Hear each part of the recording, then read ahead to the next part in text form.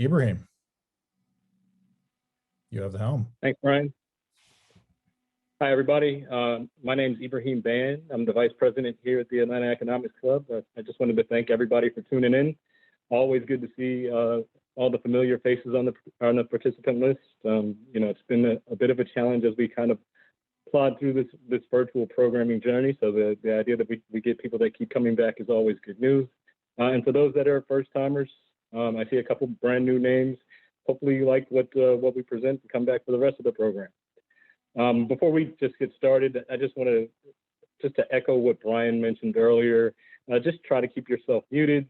Submit all your questions through the Q&A feature here in the Zoom webinar. I'll try to grab as many as I can during the discussion here and kind of incorporate them as we go along.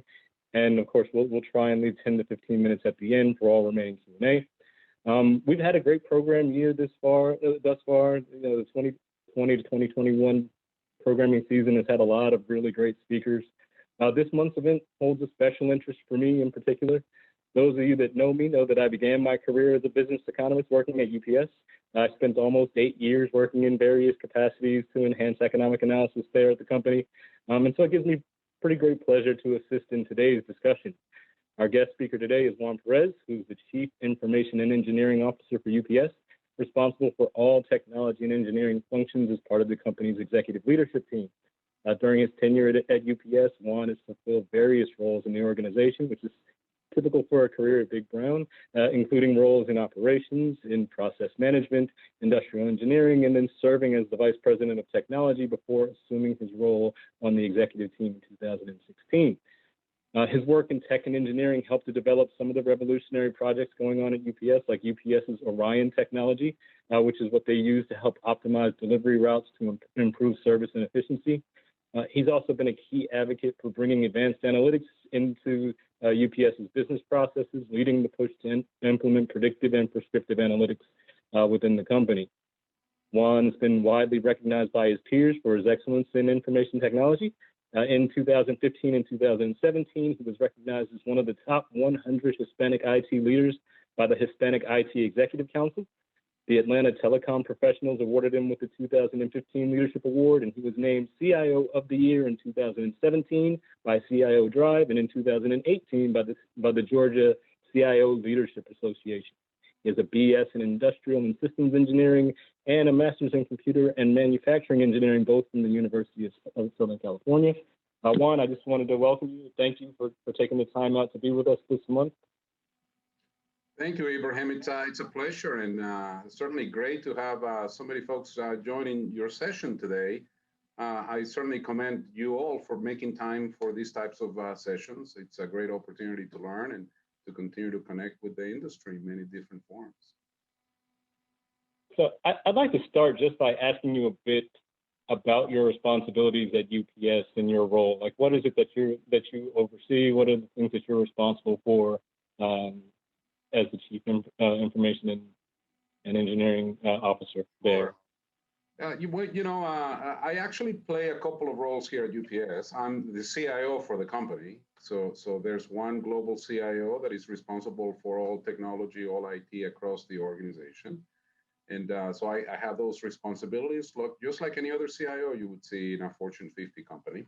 And then I have a responsibility for the engineering function as well at UPS. And at UPS, we are well known for the engineering capabilities that we have built over the years. In fact, UPS's ability to be able to do the things we do as well as we do, not only during normal times of the year, but also during our peak season time, during the COVID crisis that we just went through. Well, it's the engineering know-how that we have maintained here in the organization for so long. And we really have, at this point, 3 key branches of engineering. We have an industrial engineering branch, which is responsible for planning, measuring, ensuring that we provide good quality to our customers. They also have the responsibility for making decisions as to how we build capacity, where we build that capacity for the organization. A buildings and systems engineering group that is responsible for managing all facilities across UPS and building some of the new facilities we've been building over the last few years that have high automation capabilities and a number of other technologies to support our customers.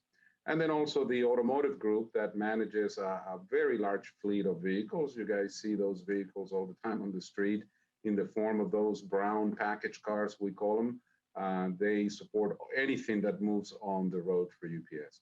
And then within the engineering function, we also have the advanced technology group that is responsible for looking forward, right, and determining what types of technologies will make a huge difference in the way that we run our network. Great, great. I mean, it's certainly been an interesting period for UPS, like the last year in particular during the pandemic, really pushed the company right on the front lines there as consumers were forced to shelter in place, either voluntarily or through like government restrictions.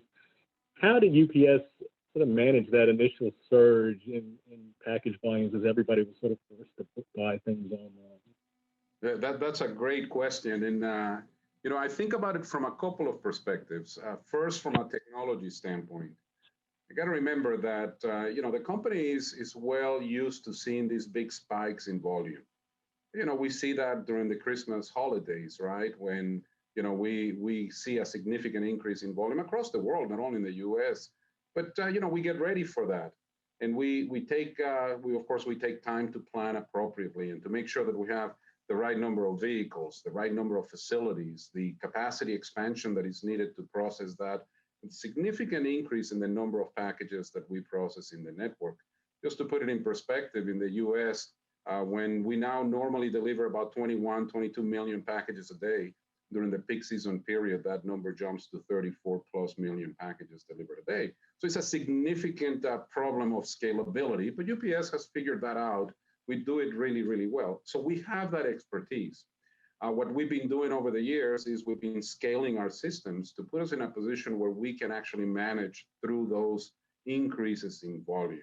So of course, going into the pandemic that we experienced and we continue to experience, we were prepared to be able to scale our business from a technology standpoint and operationally as well. But the only difference operationally, that's the second aspect of the answer, Ibrahim, is that you know, we had to do it at record times.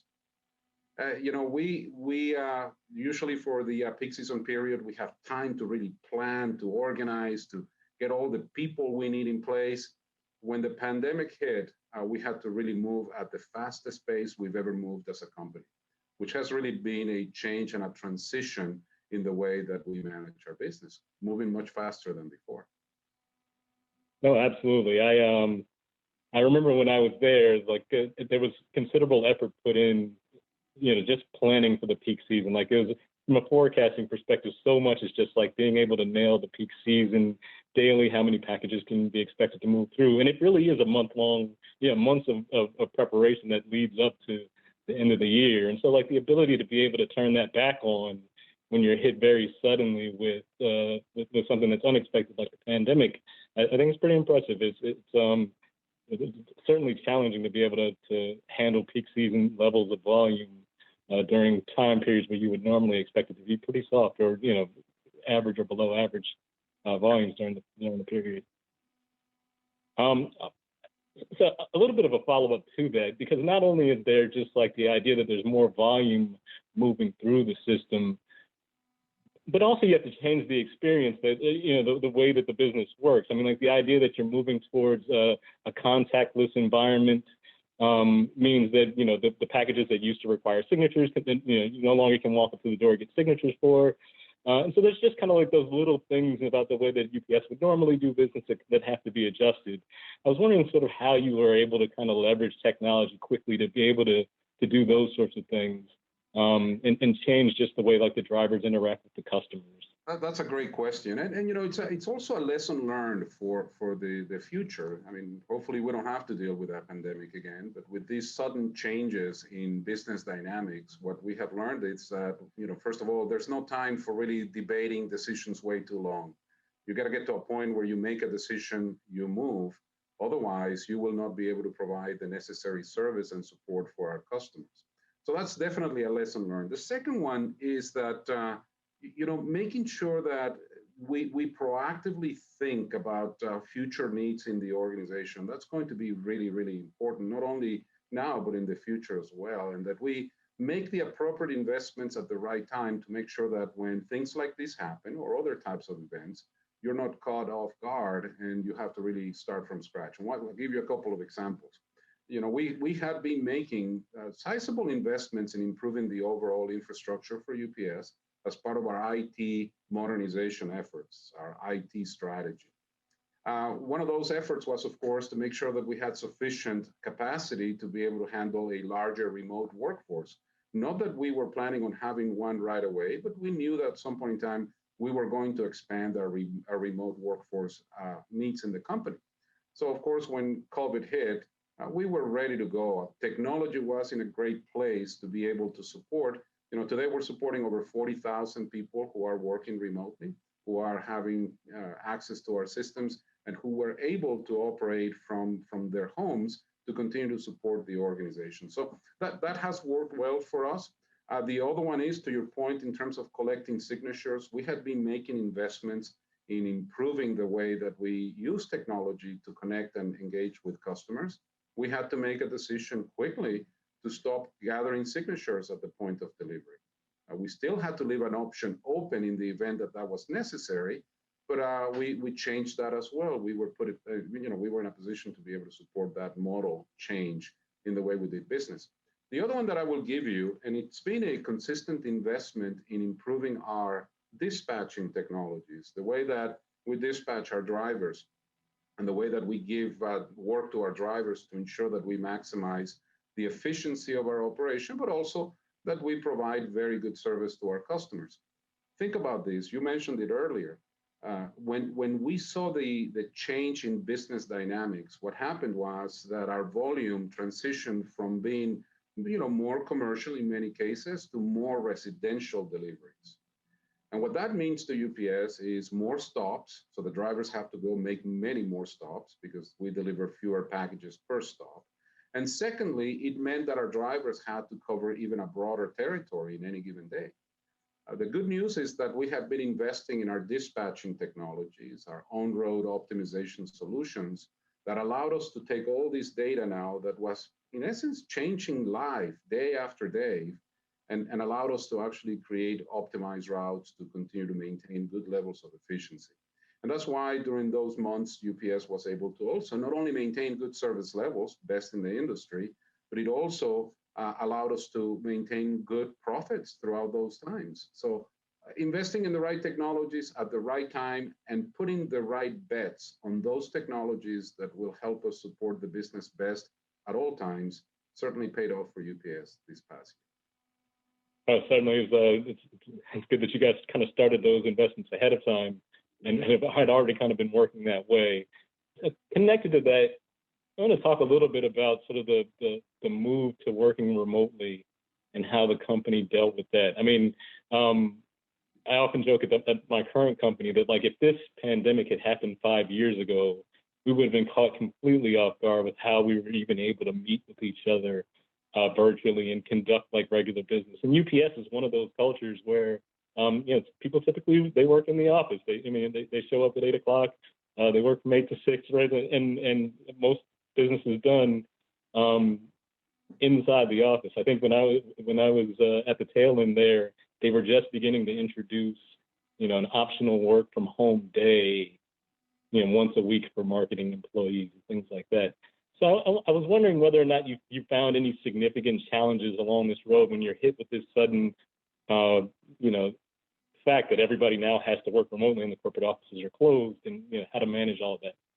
Yeah, that's a great point, and quite frankly, Ibrahim, is one of those changes as a result of the pandemic that kind of still worry me today, because we really haven't seen the full impact of having a remote workforce that is rarely in our buildings, collaborating, engaging face to face, that is working through these mechanisms. I think about new employees that we've onboarded in the last several months who now, the only UPS they know is the UPS they see through these Zoom sessions, not the UPS that I grew up with here, where we, would see each other, work with one another, go visit operations jointly, really learn from the way that UPS does work every single day. So that concerns me, and I think It's still to be determined what the implications of these changes will be over time.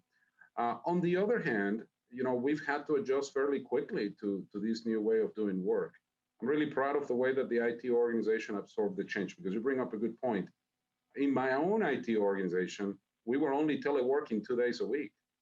And I had not made the move to really open teleworking to every day of the week for concerns of losing connectivity to our people, concerns associated with maintaining the culture of the company. And of course, think about this. UPS ultimately is a company that works and deals in the physical world. Our drivers are making deliveries right now as we're having this discussion. And I've always been a bit concerned with creating too much separation, the folks that support the business from the folks to actually get the work done every single day in terms of delivering packages, supporting our warehouses, supporting our distribution operations. So really, it's been important that we maintain connectivity somehow, in terms of being able to bring the realities of the business to the folks who are working remotely through all kinds of different sessions, discussions, open forums to talk about the business, and of course, giving people the opportunity to also express their concerns, their issues, so that we can help them learn more about the company through those particular discussions. So we've had to adjust. I think we've done it well. I think the future in terms of how this works for UPS long-term is still to be determined. But one thing we've definitely learned, we know how to do this now, and we'll continue to support it for as long as we need to. So do you have any insight as to like when UPS's plans are for reopening their offices fully? Yes, I'll tell you a real story. So we formed a small task force here. It's myself and a couple of other of my peers in the executive leadership team of UPS, and we get together every other week to review how we are looking in terms of our return to office plans. Just make sure that we're ready for that, the facilities are ready, that the communications are ready. We've actually had communicated multiple dates over the last several months as to when we were expecting for people to return. The last date we had was that we were planning on having people return back to the office somewhere around June. And just recently, we sent another communication out saying that just to be safe and make sure that people feel comfortable and can plan ahead more than anything else, that our now new return to office date is in September. So that's what we're planning at this point. But Ibrahim, just like we've learned over the last several weeks, months now, everything is under review. That's right. It all hinges on the case count where I am. If we can keep the cases low for a long enough period of time, then okay, we come back into the offices. Right. But it's not all negative, right? I mean, like when you have this kind of situation where you're forced to adjust, right? You find challenges along the way, but there's also things that work well, right? You by doing it, you say, okay, well, this is something that I think we might be able to do going forward. Is this something that you're finding on your end, that there's some practices that took place during the pandemic that you'd like to see more of, even when things open back up? Absolutely, and that's a great point.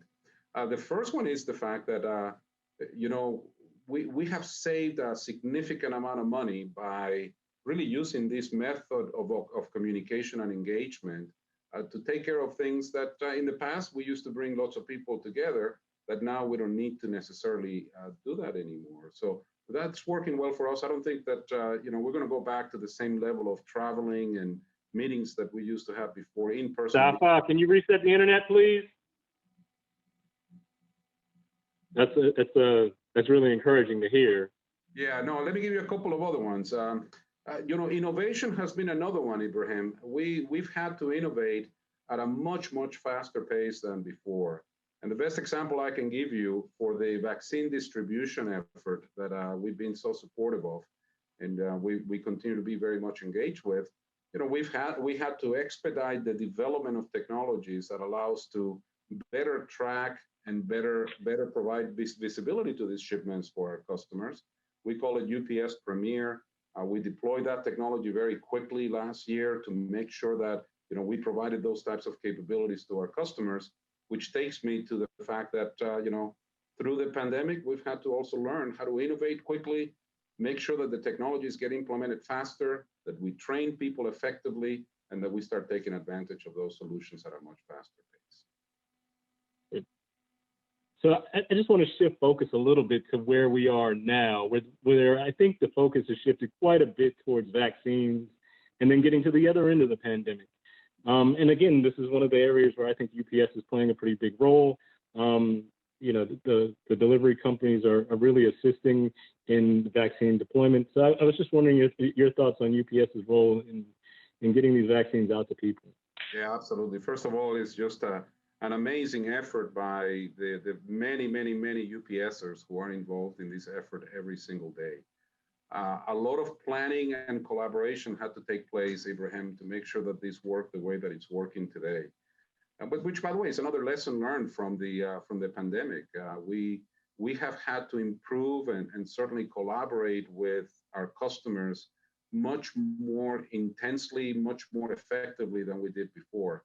And I'm really proud to see how customers and UPS are jointly planning for not only the distribution of the vaccines, I'll tell you more about that in a second, but also in terms of the distribution of volume, the delivery of volume for our customers, the peak season period, the collaboration with our customers was outstanding.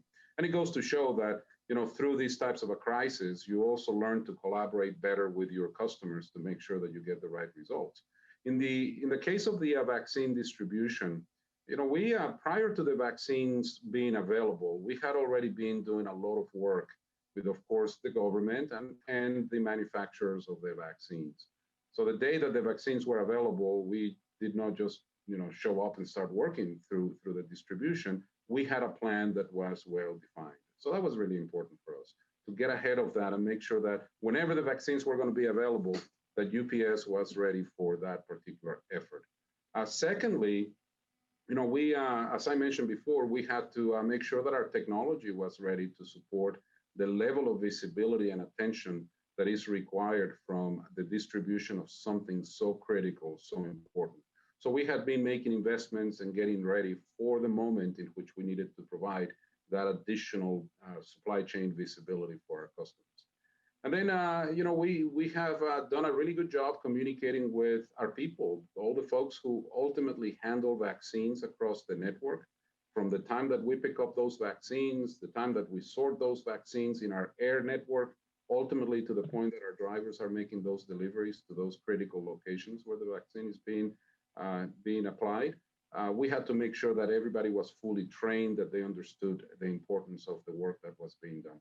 And then on top of all that, we created a really effective control tower, Ibrahim, that has just amazing visibility to what's going on with every single shipment, not only of the vaccines, but also of the kits that are necessary to keep those vaccines active and in good condition. That's right. That's, I mean, the other big part of the vaccine deployment is that, you know, there's multiple variations of the vaccine. They each have their own sort of temperature requirements as to like what, you know, you have to keep it at this particular level, otherwise they go bad. And so, you know, the ability to kind of control for all those things and get those out of there, I'm sure is a tremendous challenge. Is there anything else about that sort of the vaccine deployment that separates it from just your normal surge of volume? I mean, obviously it's additional packages that have to move through the network, but just anything else additional that makes it particularly challenging. No, that's excellent. Obviously, you know how the UPS network works, and we have an integrated network. It's not like we have a completely separate network to move vaccines. We move the vaccines in the same network that we move everything else. However, you know, we have been very innovative in creating what we call a network within a network. So although these packages are traveling with the rest of the packages in the network, you know, we have created technologies and capabilities that allow us to differentiate and separate those packages, process them separately, manage them separately, and of course, provide separate visibility from everything else to make sure that, you know, we can react to anything that could happen along the way. And that's why we consider this to be a network within a network. The technology that we have invested in over time, plus the new technologies we've deployed recently, have given us the ability to create that separation. And it's worked really, really well for us. We have performed at better than 99.9% on time, on the right day, consistently throughout.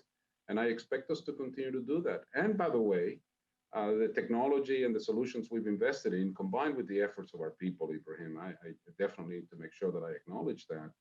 Those two pieces combined have allowed us to even recover quickly from major weather events like what happened in Texas just a few weeks back. So it really shows you that when you have good operating plans in place, when you have solid technology to support those plans, and you have people who are committed and who are properly trained, this can be done well, and it can certainly support the needs of our consumers.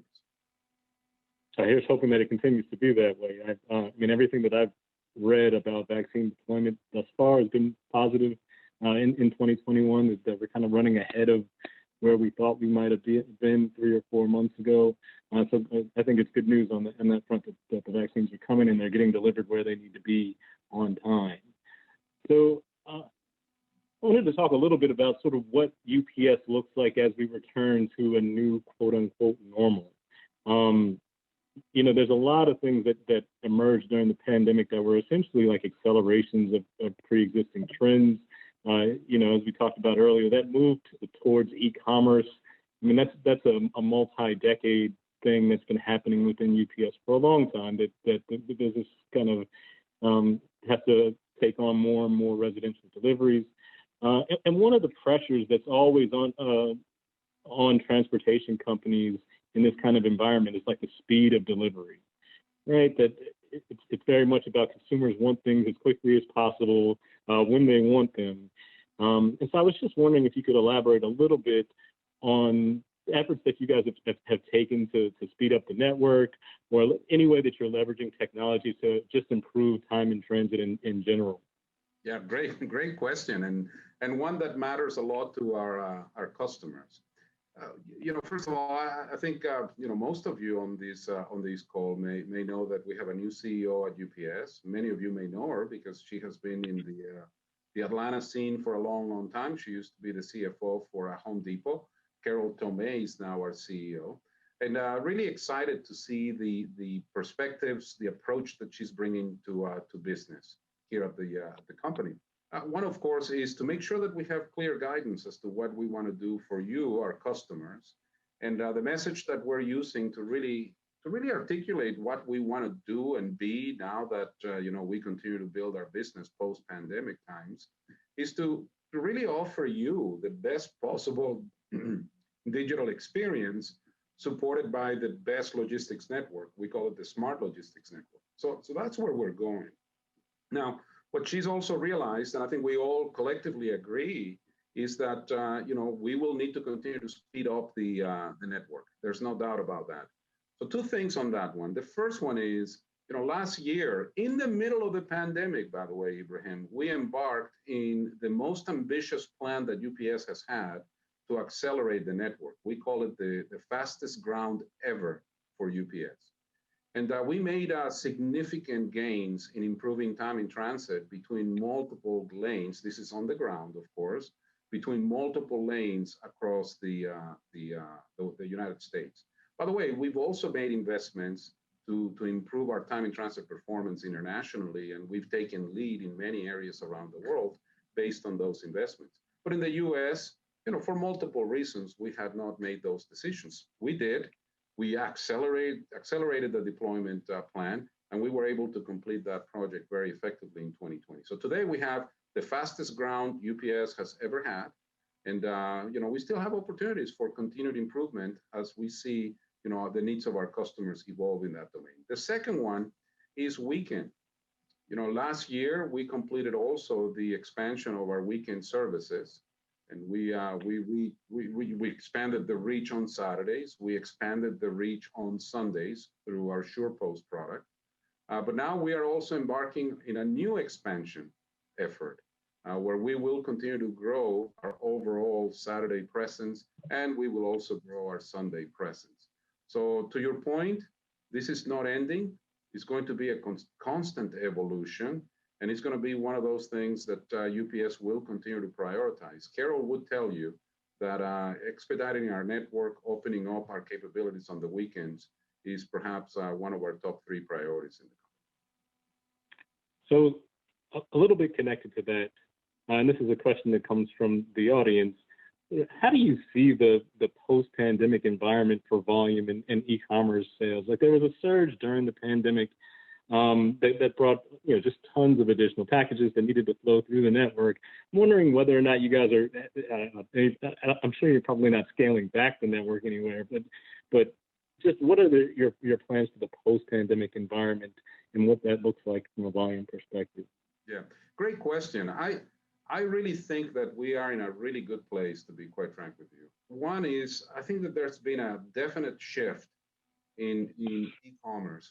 Many consumers that were hesitant, were doubtful about using e-commerce as a normal way of getting things to their homes, have now become experts at doing it, and they've become used to it, and they like the convenience of having UPS arrive at their homes and make those deliveries for them.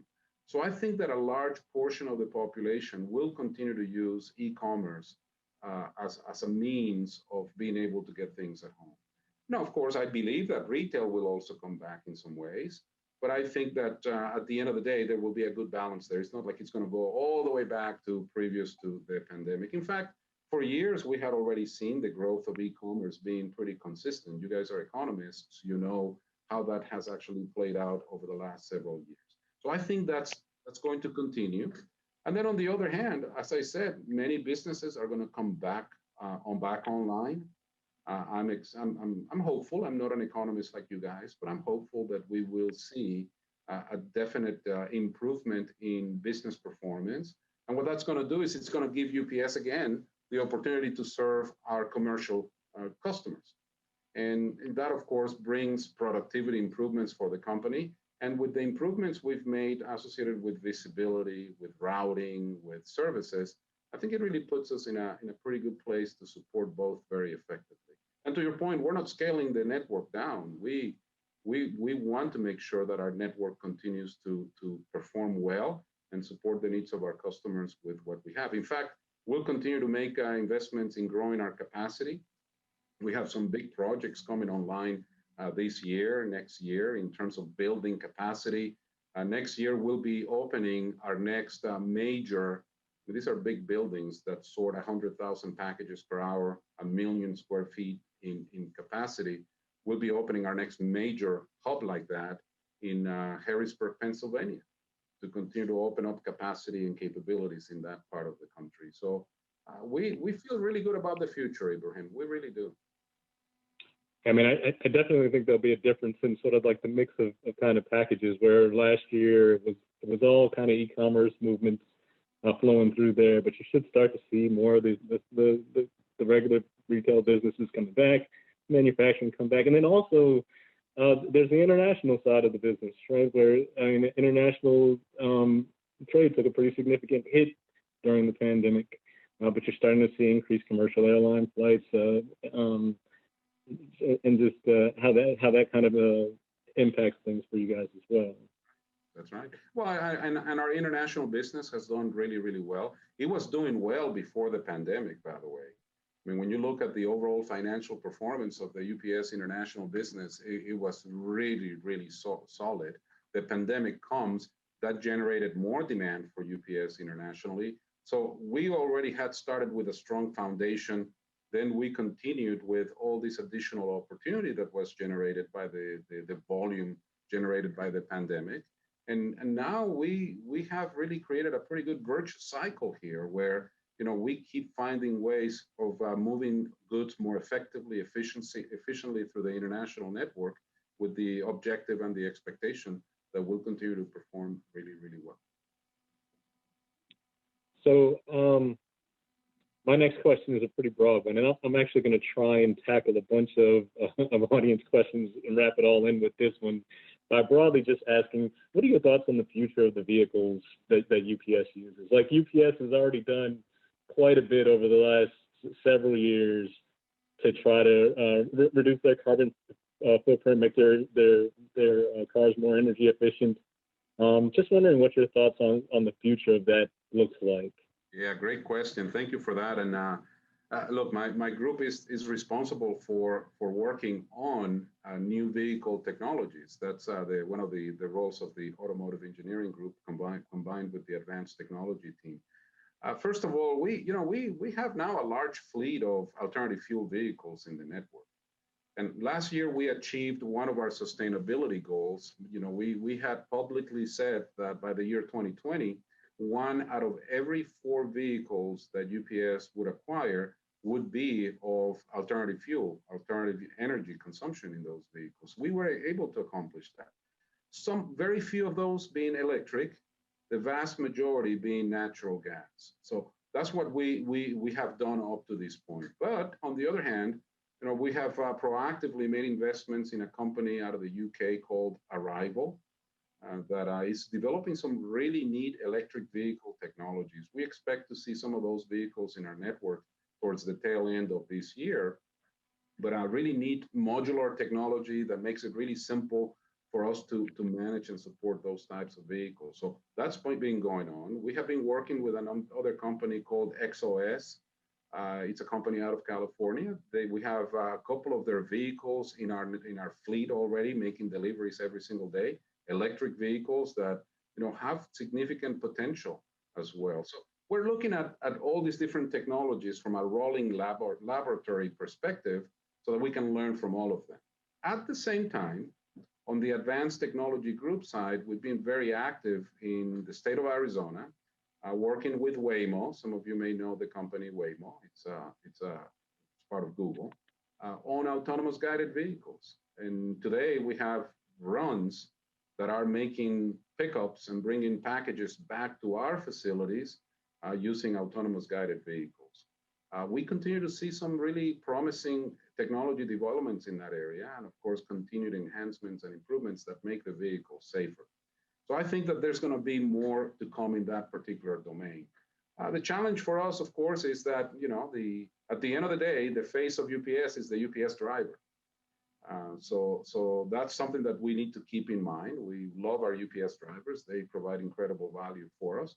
We also have the challenges of getting the package ultimately delivered to the consignee once you make it to a stop, right? How do you get the package in the hand of the person that's looking for that package? So that's a problem that still needs to be solved. But the approach we're taking is that we'll continue to experiment in these areas. We'll continue to learn. And those technologies that are right for UPS at the right time will definitely make the appropriate investments to bring it. So just a couple more as we wrap up here, so I can leave some time for Q&A.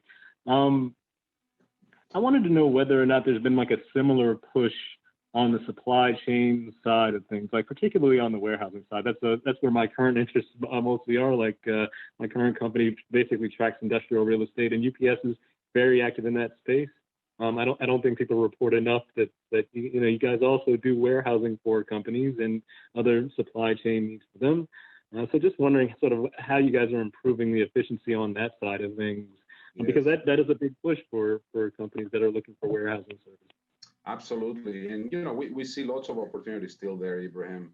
We of course had to prioritize investments in the U.S. domestic network because we needed the capacity. And I say often now, if we wouldn't have made the types of investments that we made in building capacity in the U.S., all these automated buildings, automated small sorts, bringing all this automation to life in 2017, 18, 19, 20, I think that the story around COVID-19, the pandemic for UPS, would have been written very differently.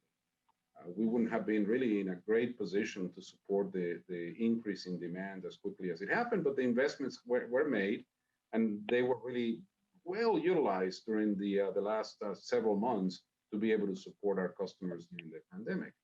Now that we have built our network to the level that we have, and we've created this great capacity across multiple places in the United States, it really gives us an opportunity to refocus on the supply chain solution side of UPS, the distribution and fulfillment part of UPS. And what we've been doing is really testing different technologies, implementing different solutions. Just recently in Europe, In the Netherlands, we implemented an automated warehouse using robotics to a very large degree. We see that type of technology really providing benefit to UPS in the short term and in the long run as well. So we've done that. We have been bringing a lot more automation to some of our existing facilities in SCS. Our mail innovations facilities, which process, in essence, US mail for our customers, we have brought in a lot of automation as well, high-speed sortation systems, label applicators, those types of technologies to be able to support more efficiencies in our buildings. So I would expect that over the next few years, you'll see more driven investment towards that side of UPS now that we've gotten our US network to the place that it is. We also have some big projects planned for international, by the way, on the small package. So it's a matter of balance. I mean, I agree. I mean, in a sense, they're all kind of connected. Like there's this broad force of e-commerce shifting to sort of shifting the volume mix, and along with that comes the need to process things through the U.S. network quicker. But for the retailers, they also want to be able to process manage their inventories better. I mean, retailers don't have tremendous amount of profit margins to play with, so the more efficiently they can do e-commerce, the better.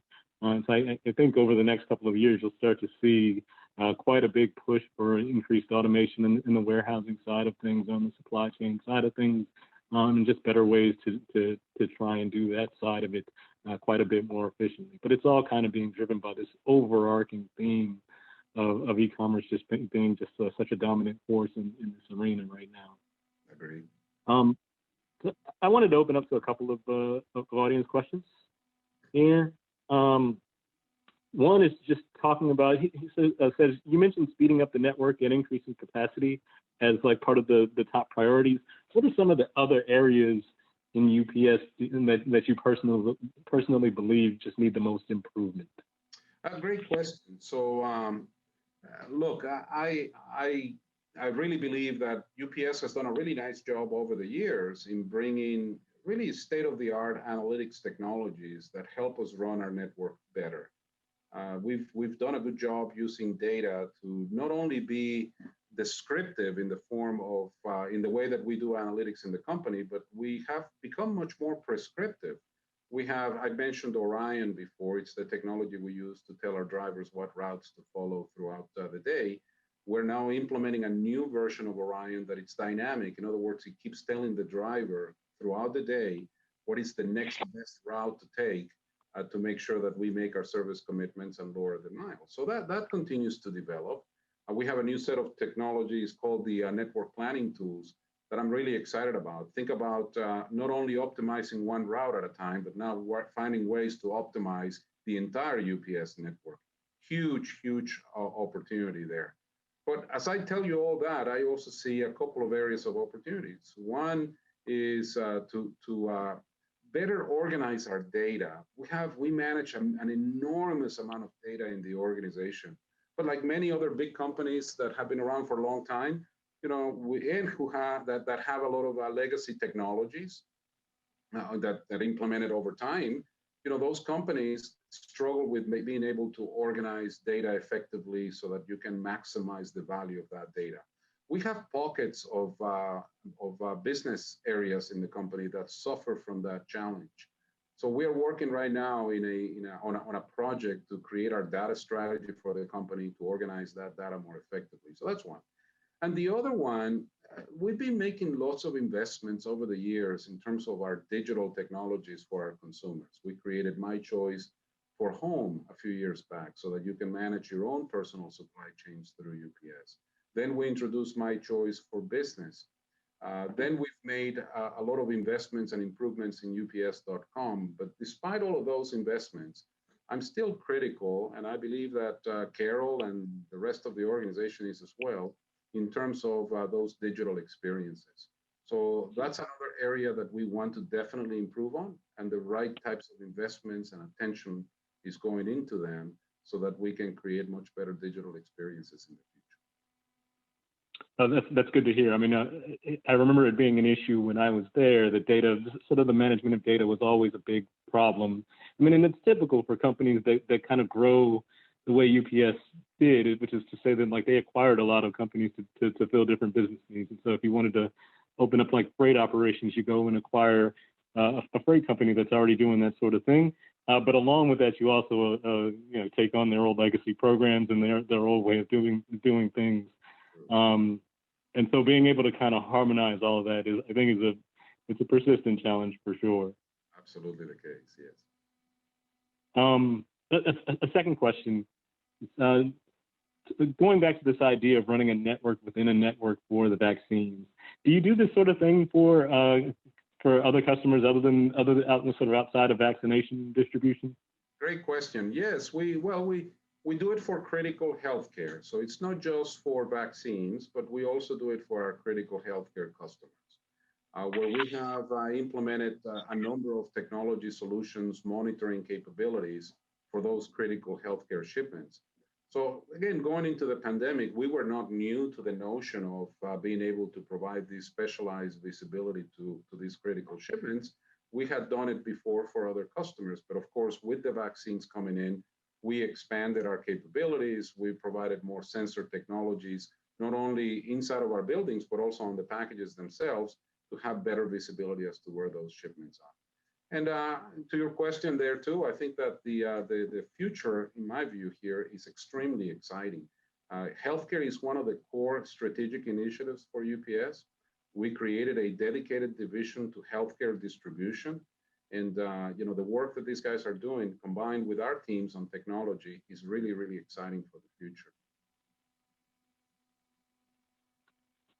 Another question.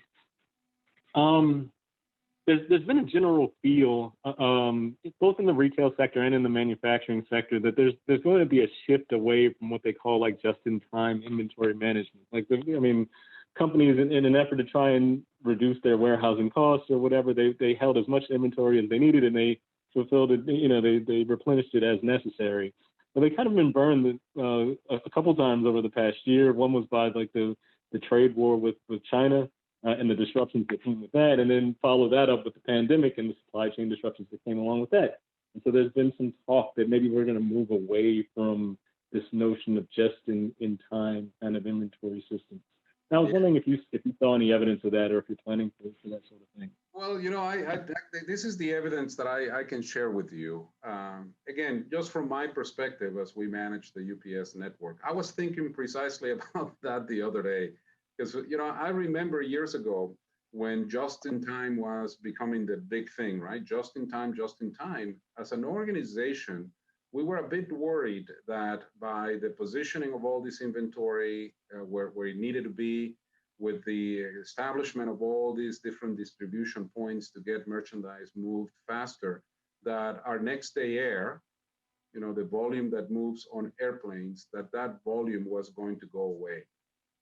And that we were going to end up with an air network that was not going to be well utilized, or perhaps not even needed. Well, that never materialized, and our air business has been on steady growth for quite some time. And when you have retailers like Amazon and others who come to the market now offering 1 to 2 day time in transit or 1 to 2 day delivery times for the consumers as just the norm, complex networks have a very difficult time being able to position exactly what you need, where you need it, to avoid the need for that type of a service. So at least for now, I don't see that changing much.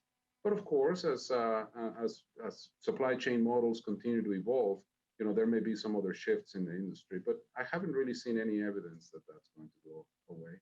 Really good question, though. Something to really think about, because these things tend to come in for a while. We react to them, then we see them that not materializing. But it's important to keep an eye in these types of trends in the future. Yeah, I mean, and it's part of just like a broader package of questions, I guess, that are surrounded by like this post-pandemic, post-China trade war experience. Like, is just in time going to go away? Are companies going to start diversifying away from China? Like, what is that going to do to volume patterns. I mean, they're questions that I also deal with pretty much on a day-to-day basis, trying to understand like where the volume's going to come from. Is there going to be any reshoring of manufacturing? And it's all, again, it's all connected to this idea that the past couple of years have brought some pretty significant supply chain disruptions, and just calling into question this idea of China as the world's manufacturer and it filtering through like a global supply chain that way. I was wondering if you could touch. Ibrahim, that's a really good point. The way that I view it at the end is a few things need to happen to continue to make these supply chains more resilient. One is visibility to the supply chain critical, alternative ways of moving goods critical, being able, back to your question earlier, being able to expedite the network as much as you can at the right cost with the right the right time in transit, also very important.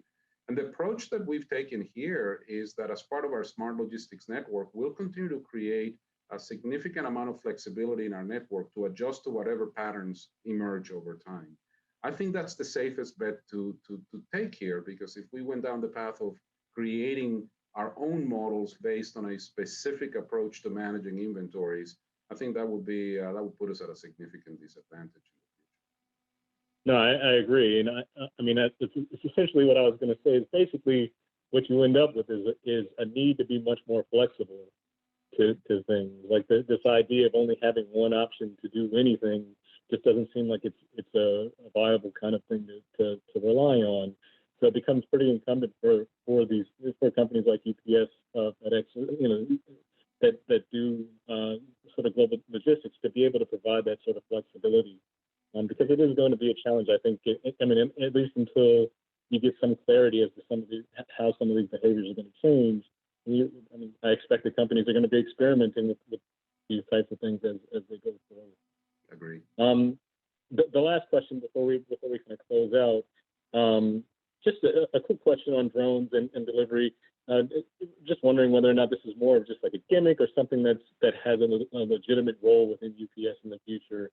Like, do you expect it to fulfill like some kind of niche operation within the company, or do you have big plans for this type of thing? This is same-day delivery? Drones. Oh, drones. Okay, good. Interestingly, this Friday, I will be traveling to Florida to see our drone delivery operations in the villages. It's close to Orlando, Florida. It's a really big retirement community there. And we've been working with CBS extensively to create a delivery model for the residents of that community, where from the local CVS, we're flying drones today that will take medications, fulfill prescriptions, and those will be sent to the consumers via drone. We've been doing that. We've actually completed thousands of deliveries at this point. A really interesting model, and one that actually has certain applications for specific areas of our business. I do believe that there will be a number of use cases that will definitely benefit from having these drone capabilities in our network. So we are continuing to make some level of investment. I don't want you to think that UPS is investing hundreds of millions of dollars in the drone delivery model, but a few $1 million that we're putting into our flight forward business. We created an airline, a drone airline, in 2019. And I think that drone airline has taught us a lot about what the potential is for these types of technology. So we're making those investments. We continue to learn as to what use cases make the most sense for UPS. We're actually running tests that allow us to send a drone from one of the UPS brown trucks that you see on the street. The roof opens up, the drone gets sent off the vehicle, goes and makes a delivery, and comes back to the vehicle after completing that delivery, wherever the vehicle is at the time in which the drone returns. And we believe that can be also complementary to our drivers in some remote areas where they're difficult to reach, where it would take a long time to actually get those packages delivered. So I wouldn't discount it. I will tell you that, at least from my perspective, I think that there's a future for that model, and it's going to continue to evolve. We keep seeing the FAA opening up regulations that allow us to do more of this work at UPS. So I think that that will continue. And in other countries, it's going to become even more pervasive. We have today operations in a number of African locations where we support delivery of critical medicines and other medical materials to places that are difficult to reach. So more to come in that. I would keep an eye on it because I think you're going to see more of that over time. Great, great. Well, we're getting pretty close to the top of the hour here, and I want to be respectful of everybody's time. So I just wanted to say thanks a bunch for joining us here. It's been great. I mean, anytime I get to talk a little bit about small package and where UPS is, it's always fun for me. And so I really appreciate all of it. I'm going to turn it over to Jessica really quickly. But thanks again. It was fantastic. My pleasure. Thank you for inviting me. Good luck to everybody. And I don't know if you guys can see me because I see our pinned speakers, but I'm here. Thank you, Juan and Ibrahim, for your enlightening conversation today. This was wonderful. Before we close, just two quick announcements. One is we'd like to encourage everyone to join us for our two final events of this season. The next event is going to be April 21st, and we'll host Dallas Tanner, CEO of Invitation Homes. He's going to talk about the single family rental industry. And then on May 19th, we'll host Dan Corso, president of the Atlanta Sports Council, who's going to provide us with some insight into the Atlanta sports industry. There's a broad array of things that he can talk about, and so I'm not exactly sure where those remarks will go, but I think that both are going to be really great events. The final announcement is I just want to plug on our upcoming election. So Atlanta Economics Club board members all serve 2-year terms, and our 2 years are coming up in May. And so we'll be communicating with everyone over email about the May 2021 elections. And if you have an interest in running for a position and you want to learn more about the commitment, feel free to reach out to any of the current board members. I do believe 1 or 2 people may be rolling off, and so we'll have some vacancies and would love to hear from you. So with that, we'll go ahead and close, and we look forward to seeing you guys and talking with you on April 21st.